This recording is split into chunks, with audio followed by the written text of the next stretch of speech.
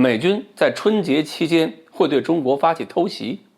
光靠替美军掐指算卦，怎么就能帮美军在1周之内完成战备？各位网友，大家好，我是刘小飞。马上呢就是春节冬奥会了，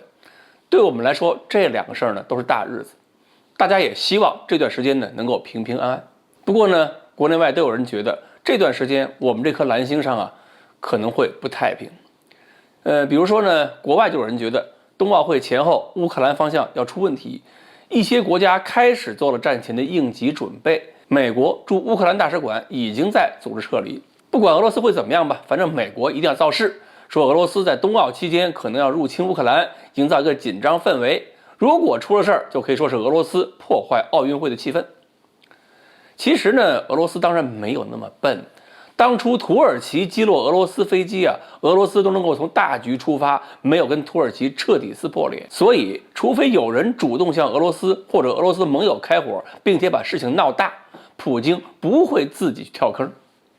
比如刚才看到消息说，乌克兰军队越过了前线，进入了东乌克兰卢甘斯克共和国，还抓了人。这种事儿是如何收场，就不能让普京太不顺心。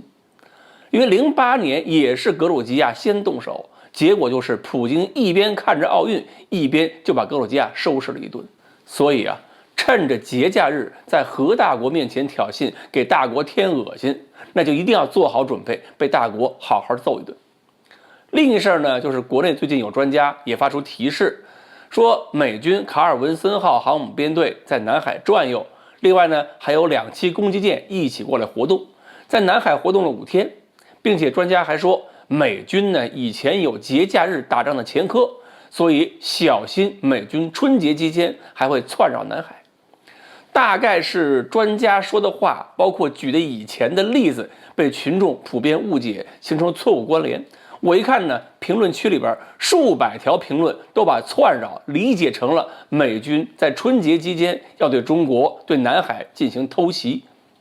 大家纷纷表示美国运动员参加冬奥是假，来打仗是真。大家就算是不过春节，也一定要把美军航母击沉，等等等等。这么说可就太高估了美国人的胆量，也低估了美国人的智商。俗话说，兵马未动，粮草先行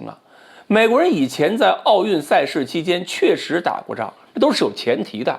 不是部队早就完成了调动集结，就是战斗早就已经开打，奥运只是战斗期间发生的事情。凡是打大仗，战前都必须有充足的时间去完成人员和物资的调动，并不是毫无准备就能够突然仓促地发起大规模战争的。而且用1艘航母和不完整的航母编队就想偷袭中国这么一个核大国，虎年拔虎须，美国哪有那么弱智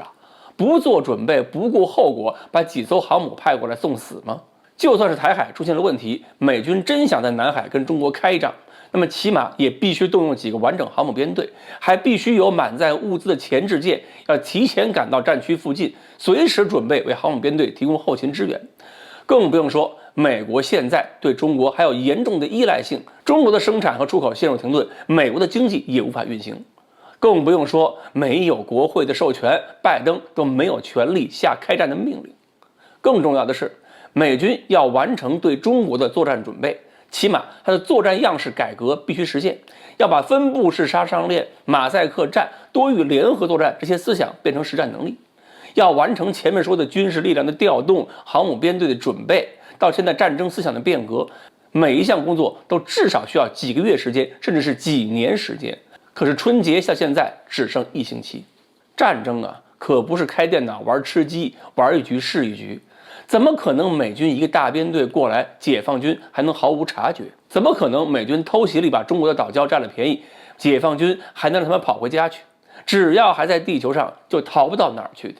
对解放军的战斗力和威慑能力，我们有些人怎么就这么没信心？